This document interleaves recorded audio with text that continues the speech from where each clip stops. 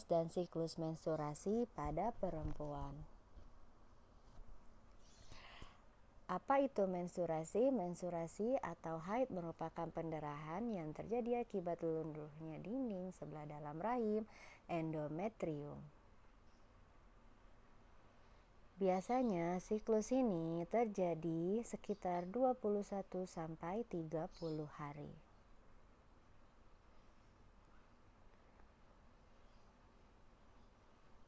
Pada siklus menstruasi ini dikendalikan oleh hormon-hormon reproduksi yang dihasilkan oleh hipotalamus, hipofisis, dan ovarium. Memang jadi banyak perubahan pada sifat kita.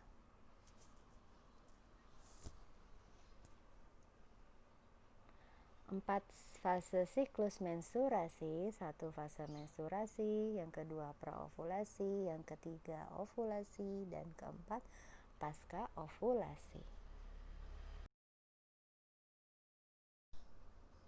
1. Fase menstruasi. Ovum tidak dibuahi sperma sehingga produksi hormon estrogen dan progesteron terhenti.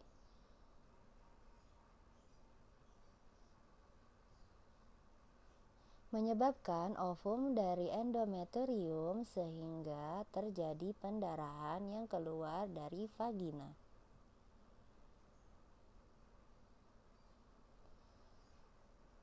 Fase menstruasi berlangsung kurang lebih 5 hari. Yang kedua ada fase praovulasi yang disebut juga fase proliferasi. Hipotalamus akan memacu hipofisis untuk mengeluarkan FSH atau follicle stimulating hormone untuk merangsang follicle mengeluarkan hormon estrogen sehingga terjadi pembentukan dinding endometrium yang menyebabkan dinding rahim tebal dan siap ditempati melekatnya embrio. Yang ketiga, fase ovulasi. Ovulasi terjadi pada hari ke-14. Tingginya estrogen dari hipotalamus dan hipofisis menghambat FSH menjadi hormon LH. Peningkatan LH ini merangsang pelepasan sel telur yang matang dan di dalam ovarium sehingga peristiwa ini disebut ovulasi.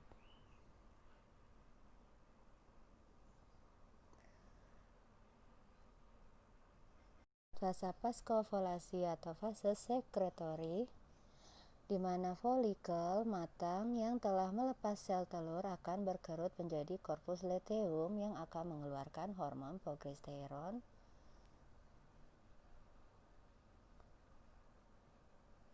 Lalu jika tidak terjadi pembuahan akan berubah menjadi korpus albikan dan mengeluarkan hormon sehingga kadar progesteron dan estrogen menjadi rendah yang menyebabkan terjadinya menstruasi.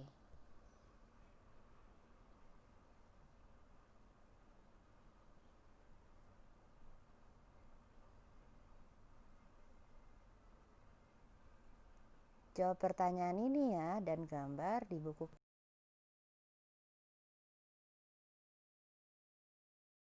Fertilisasi dan perkembangan embrio.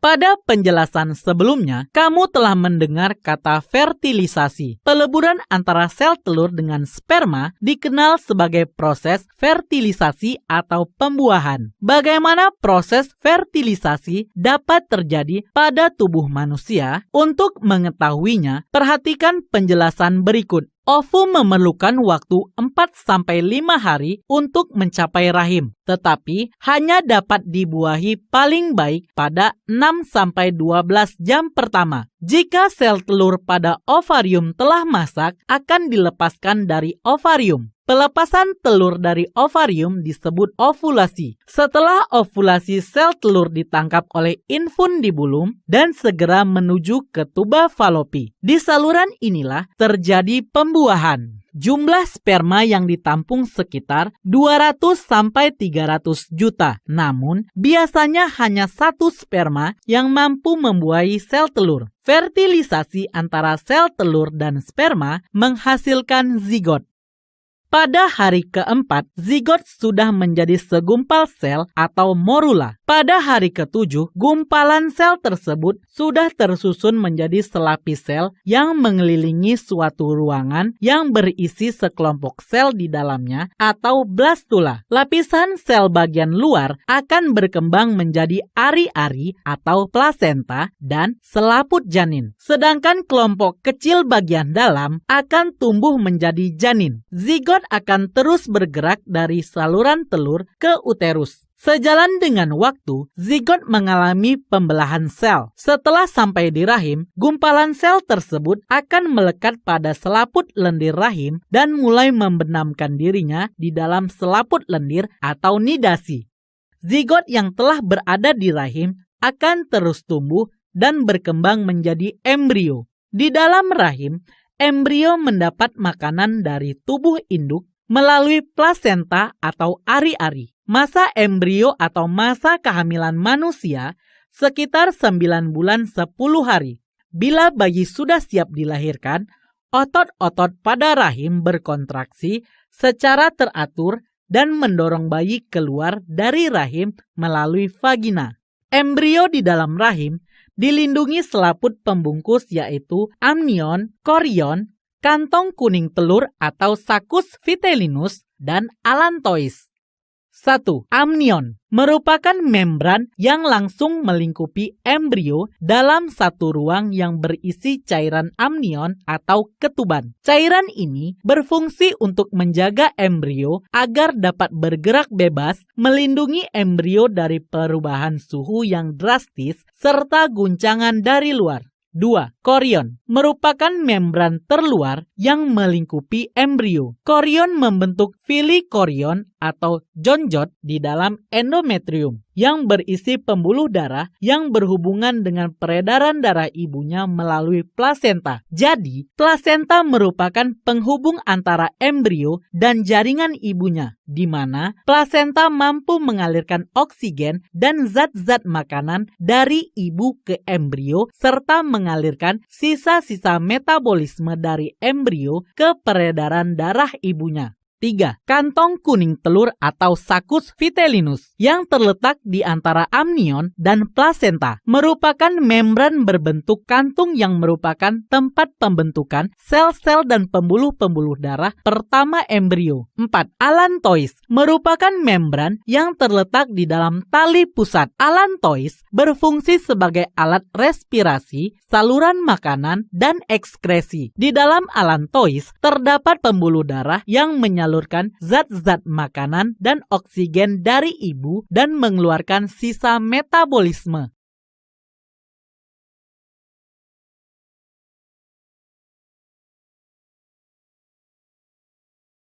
Sel telur keluar dari ovarium, ditangkap fimbriae, kemudian memasuki tuba Fallopi.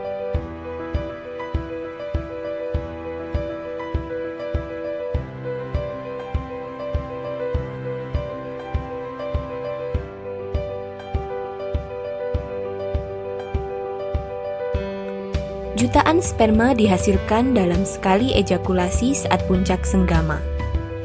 Sesaat setelah dipancarkan di dalam mulut rahim, sel sperma bergerak ke rongga rahim untuk mencari sel telur yang matang dan siap untuk dibuahi.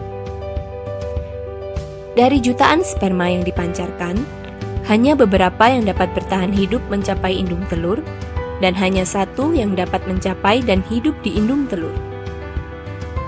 Sperma kemudian mempenetrasi ke dalam sel dinding telur, kemudian mengkombinasikan materi genetiknya dengan sel telur dalam proses yang disebut pembuahan. Sel telur yang telah mengalami pembuahan selama perjalanannya menuju rahim, zigot akan mengalami beberapa perubahan.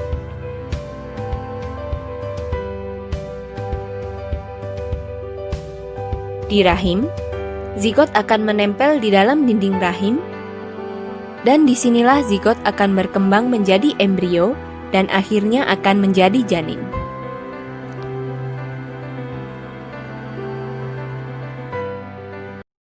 Kesehatan reproduksi remaja. Apakah kesehatan reproduksi itu? Apakah kamu mengetahui tentang kesehatan reproduksi dan pentingnya menjaga kesehatan reproduksi, kesehatan secara fisik, mental, dan kesejahteraan sosial secara utuh pada semua hal yang berhubungan dengan sistem dan fungsi, serta proses reproduksi dan bukan hanya kondisi yang bebas dari penyakit dan kecacatan BKKBN 2012. Kenapa remaja perlu tahu tentang kesehatan reproduksi? Masa remaja adalah masa peralihan dari kanak-kanak menuju dewasa. Pada masa remaja terjadi perubahan fisik maupun biologis sehingga penting untuk tahu dan mengetahui sistem reproduksi beserta perubahannya. Menurut WHO, remaja adalah penduduk dalam rentang usia 10-19 tahun. Sedangkan menurut Peraturan Menteri Kesehatan RI Nomor 25 Tahun 2014, remaja adalah penduduk dalam rentang usia 10-18 tahun dan menurut Badan BKKBN,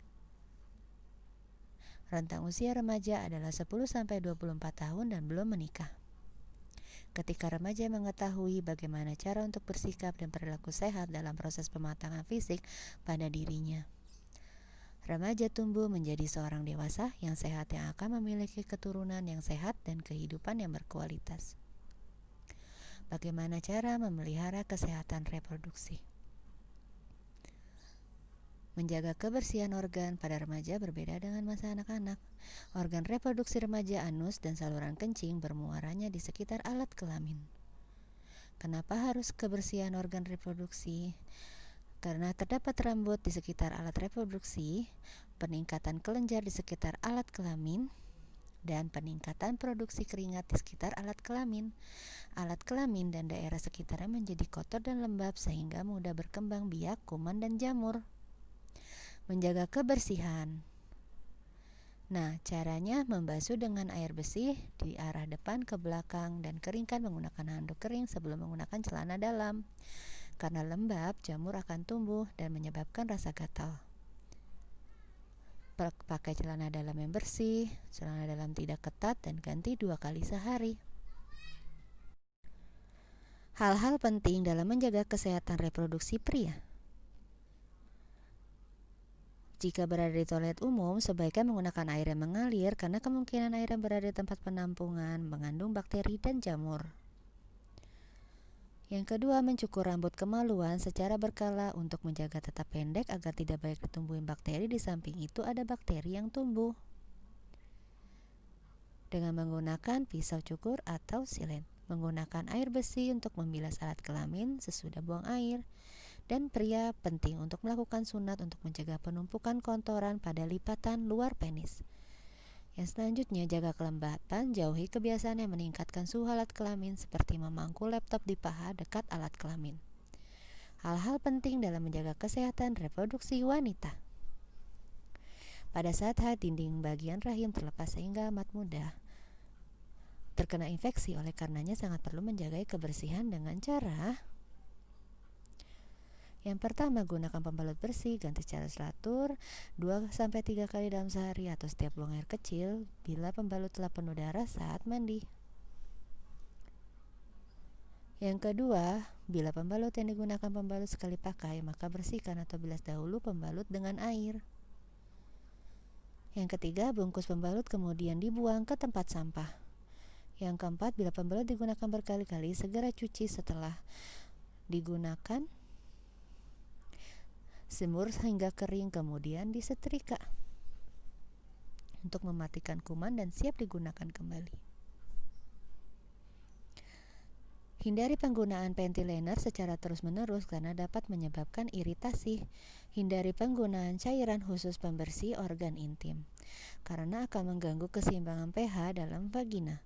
Bila terlalu sering dipakai, justru akan membunuh bakteri baik dalam vagina yang akan memicu tumbuhnya jamur. Akibatnya muncul gatal-gatal di area organ intim. Pubertas. Setiap manusia baik laki-laki maupun perempuan mengalami masa pubertas. Pubertas adalah suatu tahap perkembangan di mana seorang individu belum dewasa akan mendapat ciri-ciri fisik dan sifat yang memungkinkan untuk mampu bereproduksi. Masa pubertas laki-laki usianya 13-14 tahun dan perempuan 11-12 tahun.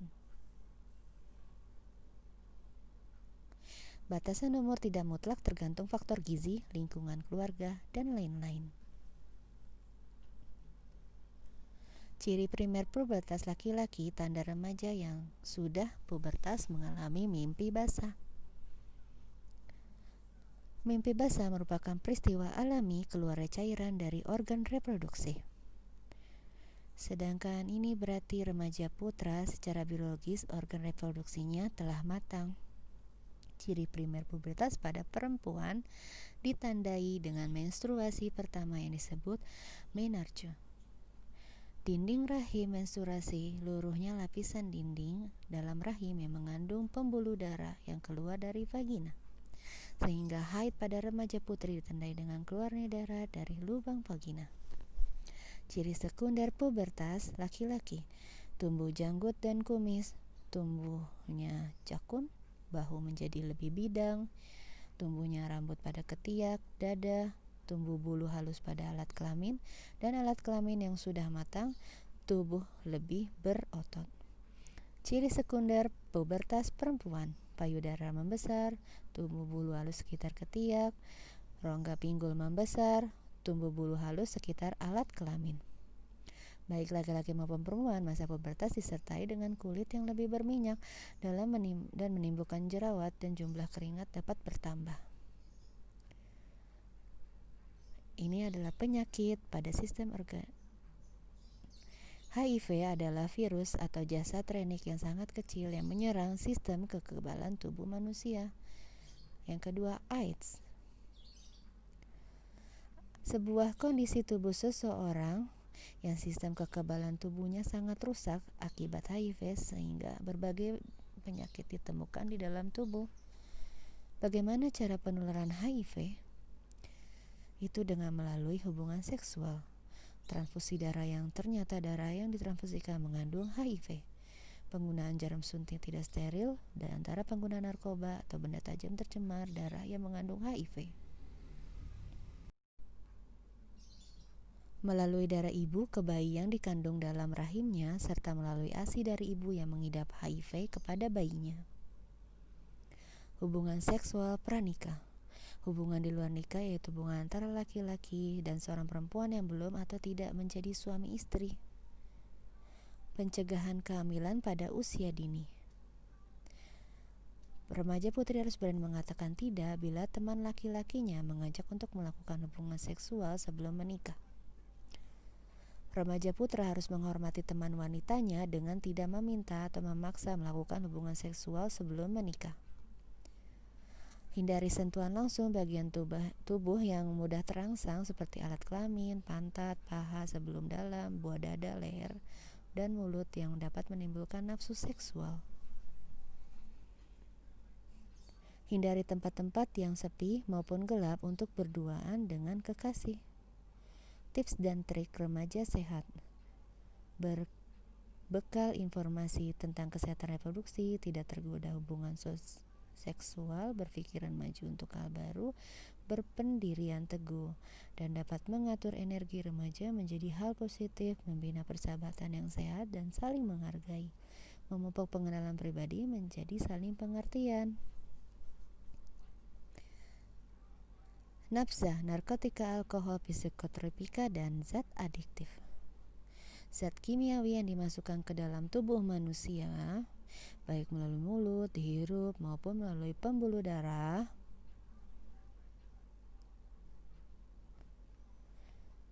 sehingga dapat mengubah pikiran, suasana hati, atau perasaan dan perilaku seseorang. Dampak atau resiko penyalahgunaan narkoba, kejang-kejang, halusinasi, gangguan kesadaran, sesak napas, dan kesukaran untuk bernafas. Akibat jangka panjang, pengerasan jaringan paru-paru, pengerasan dan pengecilan hati, gangguan sistem dan fungsi reproduksi, terinfeksi HIV, dan kematian overdosis.